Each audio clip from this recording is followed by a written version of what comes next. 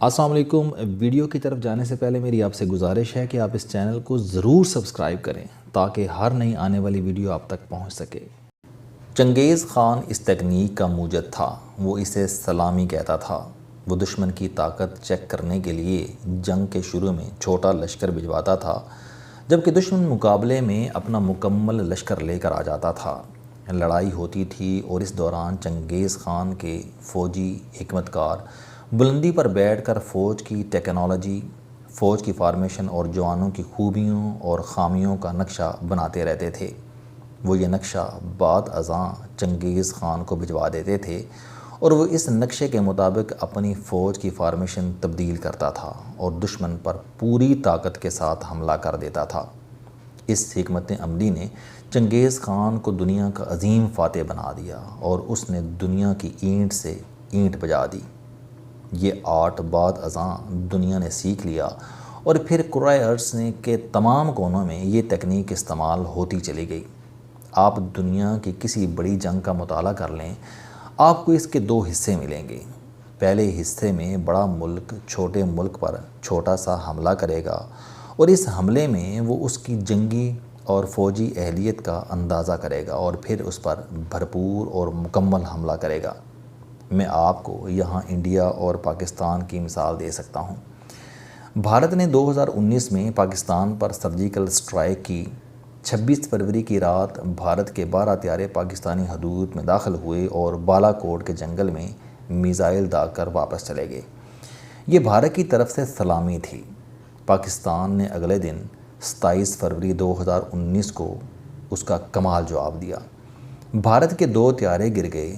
اس کا پائلٹ ابھینندن بھی گرفتار ہو گیا۔ وہ پاکستان کے لیے ٹیسٹر تھا۔ بھارت کو اس سلامی میں بھی اپنی ایئر فورس کی کمزوریوں اور پاک فضائیہ کی قوت کا اندازہ ہو گیا۔ نریندر مودی نے فوری طور پر فرانس سے رافیل طیارے خرید لیے۔ پاکستان کو بھی اپنی خامیوں کا اندازہ ہو گیا۔ ہم بھی یہ جان گئے کہ دنیا میں اب وار تھیٹر تبدیل ہو چکا ہے۔ جنگ اب گراؤنڈ میں نہیں ہوگی، فضا میں ہوگی، اور جو فضا میں تگڑا ہوگا وہ جیت جائے گا اور جو وہاں کمزوری دکھائے گا اس کی ہار یقینی ہوگی۔ چنانچہ ہم نے بھی پیٹ کاٹ کر چین کی منت ترلا کر کے اس سے J-10 طیارے اور P-15 میزائل لیے اور بھارت سے ایک قدم آگے ہو گئے۔ میں یہاں air chief marshal Zaheer Ahmed Babar Sidhu کی خدمات کا اعتراف کروں گا۔ یہ شخص حقیقتاً پاکستان کا محسن ہے۔ اللہ تعالیٰ نے اسے وقت کا ادراک دے رکھا ہے۔ اس شخص نے پوری ایئر فورس کا پیٹ کاٹ کر اس کے کھانے، چائے اور پیٹرول بند کر کے ایک ایسا ایئر ڈیفنس سسٹم بنایا جس نے پوری دنیا کو حیران کر دیا۔ آپ 2019 میں جا کر دیکھیں، پاکستان میں ایئر فورس کو کوئی جانتا تک نہیں تھا۔ پاک فضائیہ نے 27 فروری کو بھارت کے 2 طیارے گرائے اور پورے ملک میں زندہ باد ہو گئی۔ پاک فضائیہ دوسری بار مئی 2025 میں ٹیسٹ ہوئی اور پوری دنیا میں ہیرو بن گئی۔ ہیرو شپ کا یہ سہرا سیدھا ایئر مارشل ظہیر احمد بابر کے سر جاتا ہے۔ اللہ تعالیٰ نے یہ اعزاز اس شخص کو بخشنا تھا، یہ قدرت کا فیصلہ تھا۔ یہ 19 مارچ 2021 کو ایئر چیف بنے۔ اس وقت ان کے چیف بننے کے امکانات بہت کم تھے۔ عمران خان کے قریبی ساتھی فیصل جاوید کے بھائی ایئر فورس میں تھے۔ وہ وزیر اعظم کا ADC تھا۔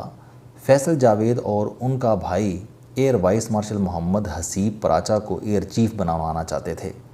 حسیب پراچا کا تعلق پشاور سے تھا اور یہ فیصل جاوید کو پرانا جانتے تھے۔ ان لوگوں نے عمران خان کو قائل کر لیا تھا، لیکن army chief general Qamar Javed Bajwa Zaheer Ahmed Babar کی صلاحیتوں سے واقف تھے۔ یہ ان کی فائل خود لے کر وزیر اعظم کے پاس گئے اور انہیں بڑی مشکل سے قائل کیا۔ یوں یہ ایئر چیف بنے۔ اس زمانے میں اس تقرری پر PTI کے لوگوں نے بہت تنقید کی تھی، لیکن اللہ کو پاکستان کی عزت عزیز تھی۔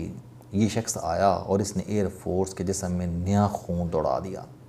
ایئر مارشل ظہیر احمد کی زندگی میں دوسرا واقعہ مارچ 2024 میں 1 سال کی ایکسٹینشن تھی۔ اس پر بھی بہت شور ہوا تھا، لیکن بعد ازاں یہ بھی قدرت کا فیصلہ ثابت ہوا۔ آپ تصور کریں، اگر 2024 میں ایئر مارشل ظہیر کی ایکسٹینشن نہ ہوتی تو ہم آج کہاں کھڑے ہوتے؟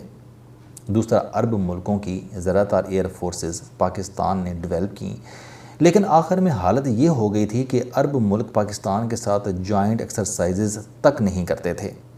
یہ ہمیں پرانے لوگ کہتے تھے، لیکن آج پوری دنیا پاک فضائیہ کے ساتھ ہاتھ ملانے کے لیے لائن میں کھڑی ہے۔ یہ صرف اور صرف اللہ کا خاص کرم اور air chief marshal Zaheer Ahmed Babar کے اخلاص کا نتیجہ ہے۔ میں واپس اپنے موضوع کی طرف آتا ہوں۔ بھارت نے ہمیں 2019 عیسوی میں بھی سلامی دی تھی اور 2025 کے حملوں کا مقصد بھی پاکستان کی صلاحیت اور قوت کا اندازہ کرنا تھا۔ لیکن جنگ ابھی ختم نہیں ہوئی، یہ بلکہ ابھی شروع ہی نہیں ہوئی۔ آپ دیکھیے گا بھارت آنے والے دنوں میں کہاں کہاں سے کیا کیا اسلحہ خریدے گا۔ آپ یہ بھی دیکھیے گا کہ امریکہ اسے کس کس طرح نوازتا ہے۔ آپ اب اس نظریے سے دنیا کے پچھلے 5 سالوں کا تجزیہ کیجئے۔ 3 جنوری 2020 کو ایران کے پاسداران انقلاب کے سربراہ جنرل قاسم سلیمانی کو شہید کر دیا گیا۔ فروری 2022 میں یوکرائن اور روس کی جنگ ہوئی۔ اکتوبر 2023 میں اسرائیل نے غزہ پر حملہ کر دیا۔ 2024 میں لبنان اور شام میں حزب اللہ کے ٹھکانوں پر حملہ کیا گیا۔ 31 جولائی 2024 کو حماس کے لیڈر اسماعیل ہانیہ کو تہران میں شہید کر دیا گیا اور 2024 میں شام میں بشار الاسد کی حکومت ختم کر کے یہ ملک اسرائیل کے حوالے کر دیا گیا۔ کیوں؟ یہ سب سلامیاں تھیں اور ان کا مقصد دشمن کی طاقت کا اندازہ کرنا تھا۔ آپ اب اس ریفرنس کے ساتھ مئی میں پاک بھارت اور جون میں اسرائیل ایران جنگ کو دیکھیں تو یہ دونوں بھی صرف ٹیسٹنگ گراؤنڈز تھے اور ان کا مقصد صرف چین، ایران اور پاکستان کی جنگی صلاحیتوں کا اندازہ کرنا تھا۔ اس کے پیچھے صدر ڈونلڈ ٹرمپ کا دماغ تھا۔ امریکہ کی ہلا شیری پر بھارت نے پاکستان پر حملہ کیا، جس کے نتیجے میں امریکہ کو چینی طیاروں اور میزائلوں کی رینج کا علم بھی ہو گیا اور پاکستان کی جنگی صلاحیت کا بھی، اور ہمارے پاس موجود سسٹمز بھی اوپن ہو گئے۔ اسرائیل پر ایران کا حملہ بھی خالصتاً ڈونلڈ ٹرمپ کا منصوبہ تھا۔ آپ ڈونلڈ ٹرمپ اور ان کی انتظامیہ کے ٹویٹس اور بیانات پڑھنا شروع کریں اور پڑھتے پڑھتے 2 ماہ پیچھے چلے جائیں، آپ کو جنگ کا مقصد اور منصوبہ ساز دونوں کا علم ہو جائے گا۔ اس جنگ کا مقصد ایران کی صلاحیت کا اندازہ کرنا تھا۔ لہٰذا اسرائیل اور امریکہ کو 12 دنوں میں معلوم ہو گیا کہ ایران کے پاس میزائلوں کی سوا کچھ نہیں۔ دوسرا، یہ ابھی ایٹم بم سے بہت دور ہیں۔ تیسرا، روس اور چین ایران کے لیے اسرائیل اور امریکہ سے نہیں لڑیں گے۔ چوتھا، اسلامی دنیا زخمی بطخ ہے، یہ ایک دوسرے کی مدد بھی نہیں کر سکتے۔ پانچواں، اقوام متحدہ عملاً ختم ہو چکی ہے، یہ اسرائیل کا ہاتھ روک سکتی ہے اور نہ امریکہ کا۔ اور چھٹا، اسرائیل بھی جان گیا کہ میں امریکہ کے بغیر کچھ نہیں ہوں۔ اگر امریکہ میرا ساتھ نہیں دیتا تو مجھے ایران کھا جائے گا۔